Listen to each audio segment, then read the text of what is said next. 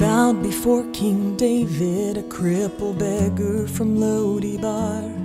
Mephibosheth, an outcast since the age of 5, the only one still living from the fallen house of